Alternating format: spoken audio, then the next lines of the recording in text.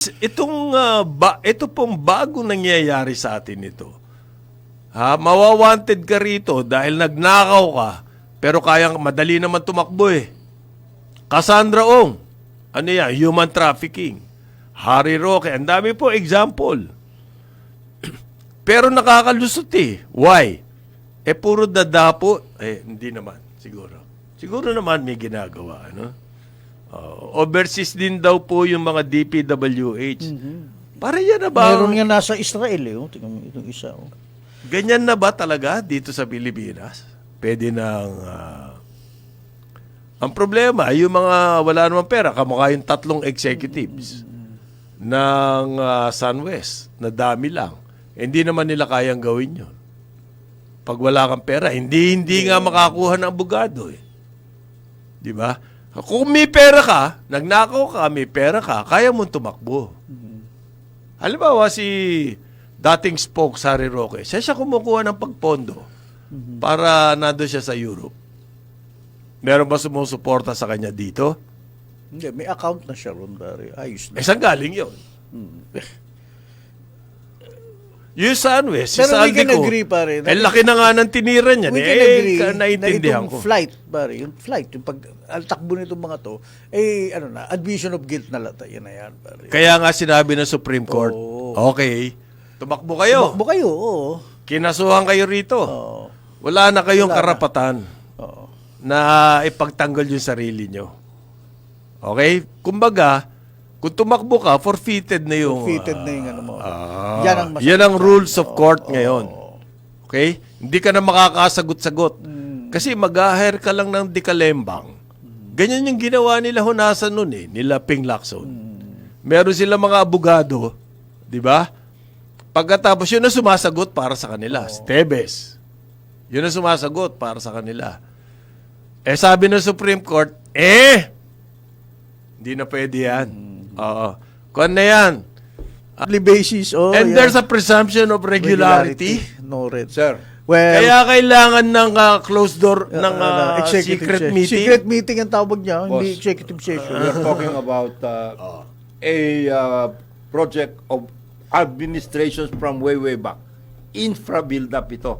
Build. Okay. Ayan. So, ngayon, Medyo umano ka na naman sa oras. nagwi-withdraw ng truck na cash. Regular, ano lang sa inyo? Ay, siyan. Oo. Alam mo ba pagkuha ng cash in every branch, Doon mo mahuhuli. kailangan mayroon kang request. Oo. Itong araw nito, mayroon akong requirement for 10 million cash. Oo. Request yan. Mag-request ka kasi yan. hindi Hindi naman ready pwede. yung cash na yun. Hindi naman, wala ka naman board na malaki eh. Doon sa... Hindi nyo ba alamin kung saan gagamitin yung cash na yun? May papel, sir. May order ang BSP eh. Sir, may papel. May order ang BSP. May documentation. Kaya yan, dyan sa Land Bank Central, mayroon dyan Hindi na report sa board. treasury. Ang board ngayon, hindi ni-report sa presidente. Siyempre. So, hindi alam ni Ma'am Lynette yun. Si Lynette, Oo. Hindi alam. hanggang doon lang sa branches, operations at saka treasury. Yan ang Then you're not doing your job. Ngayon, inaamin niya, mali. Mali. Kaya, In hindsight, kailangan gumagawa. In hindsight, Sabi ni Lynette, we sabi will ni now Lynette. Well, put in effect, safeguards. inamin niya mali kasi binago na raw nila. Anong pagbabago ninyo? Wala, basta binago ko. Kaya nag-executive session. Executive session nila, yun ano yun. Hindi. Palagay ko sa Baka mahuli executive tayo. session, sinabi niya kung sino ang may instruction Na maglabas. na maglabas. Ayan. Sino yun? So, papunta yan sa BSP. Kasi, hindi ka pwedeng basta-basta kung ano-anong gagawin mo dyan. Bangko yan eh. Yan pong money So, trail. Land Bank has to Of course. report that to Has sa to ano. report. Ikaw pinanggalingan nito, trillion, billion na ito eh. So somebody sa BSP ang ano yan. Kasi, Puta. you are talking about a money trail. the plot Nag-uumpisa thickens. yan, dyan sa branch. Branch. Yung money trail yan eh. Yan. Sinong pinagbayaran Yung sinasabi ni Bernardo, i-imbak sila ng cash, Cash, oh. sa basement ng Diamond Oo. Hotel. Yun. Di ibig sabihin nun, kinukuha mo everyday yun. Pang. So nagkakaroon tuloy ng Oo. Yung banking system is Oo. at... The banking system under now question. is under question. Yan ang hinitingin na ng mga taong bayan ngayon. meron daw paraan ngayon para yung mga magnanakaw na yan matago ang pera. Nilalagay daw sa cryptocurrency. Far be it from us, hindi tayo magiging hopeless. Oo. Kasi ngayon kasi wala absent daw kahapon, pero immediately nung hapon, gabi, naku, yung social media talagang nalintik ka na. Umarangkada. Tapos nung bumili ako dun sa kaibigan nating chicken biryani, yung suki nating dating seaman na nagtayo ng chicken biryani. Masarap daw yun, ha? Oo. Asan ba yan? Oo, Paranaque dyan ba sa yan? France Street Better Living, Paranaque. Chicken biryani. Seaman ang dating may ang nakalagay, chicken biryani. biryani. At napaka-popular. Francis Street sa Oo. sa... Oo, nakalimutan ko pare. Sorry, nakalimutan ko na naman ang pangalan mo. Pero Francis- napakabait na tao to. Francis Seaman Street, to. chicken- Francis Street, Better Living, Better Paranaque. Living. Abay, kailan Ito matikman yung niya? dream niya to, panaginip niya to talaga Na magtayo magtayo ng, chicken biryani habang nandun siya sa laot nung Alam panahon mo, na seaman siya. dumadami ang ganyan ng mga entrepreneurs na galing sa overseas. Oo. Yung ating mga kababayan Yeah. na nagtrabaho, Oo. nagsikap sa overseas, pagbalik nila dito, nagiging magagaling na entrepreneur. Pwede pa daw siya sumampa pero hindi. Mas gusto Pagpapatuloy lang niya niya yung ito. panaginip niyang magtayo ng chicken biryani. Anyway, kasi kahapon, bumili ako ng kapananghalian namin ni Mrs. Abay, unang salubong sa akin, Sir Joel, ano ba nangyayari sa bansa natin? Sir, bumibili na ako ng chicken biryani. Bakit? Hindi, kasi kayo nakakaalam sa karambola. Ano nangyayari? Hindi, ako naman, kahit na absent daw kapon, sinabi ko, Iho, kalmahin mo ang sarili mo. Yes. Tuloy-tuloy pa naman yan. Nag-resignation ng ating isang ICI commissioner. Life goes on. Life goes on. Pero hindi, doom and gloom na lahat. Ayan na daw.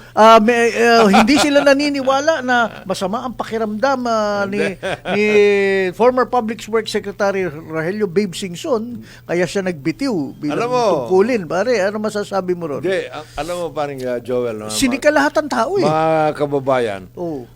ang itong mga ganitong pangyayari, nangyayari ito, ups and down. Hindi, unang-una, kung titignan nyo yung global news, hindi lang, mas matindi pa ang mga May impeachment nga kay Trump nangyayari ngayon. Hindi lang yun. Paring Joel, kung pag-uusapan tungkol sa baha, ang titindi ng mga baha sa ibang Totoo, bayan totoo. na malapit din sa atin. Thailand, Malaysia, China mismo, India, ang dami. At mas maraming namamatay. Klaseng report, di ba? Ano ba ang punot dulo niyan? Hindi mo naman maiiwasan na yung mga magre-report tungkol sa Pilipinas, may kanya-kanyang anggulo. So, kasama po yan sa mga, kumbaga, effects ng mga ganito. Ano ba pinagsimulan nito? Di ba corruption? Nag-react tayo. Nagalit tayo. Tapos i-report. Nagkakagulo sa Pilipinas. Okay? Pinare-resign si Marcos. Pinare-resign si Sara. So, ano mangyayari doon? Magkakaroon ng revolusyon. Ganun ba gusto nating image sa Pilipinas? Natin? Pero doon sa mga reports na yan, wala ba yung context na at the end of the day, Wala takbo eh. si Presidente Marcos na before Christmas, meron ng mga mahuhuli. And sa this trillion peso March, kung magkakaroon ng part 3 pa or whatever, ang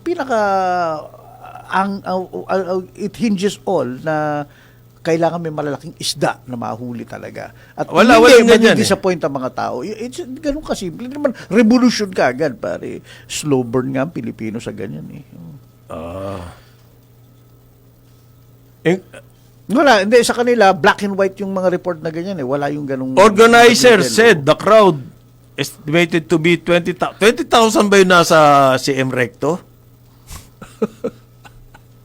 dinloan siya parang ang liit. Ewan ko ba bakit ganun. So nakaka-damage sa atin. Oo. Tapos siyempre sinasabi, kino-quote yung sinasabi ni Saldico na si Marcos daw tumira. Yung ganun ang kino-quote eh. Again, yun yung pinag-uusapan natin last week. Yung kampo ng Manila Saldico and all that, they really they don't care kung ma-prove yan o lahat. The important thing is to destabilize the government. Ma-off balance sila. Alam ko yun. Yung pagpapatunay, they don't care about that. Kasi yan, kita mo, quotable quotes ang habol yan. O yun na nga, na we can explain to until death kung ano mga intention nito mga ibang ito. What I am concerned here is, no matter their intentions, malaki ang epekto sa atin na mga yan.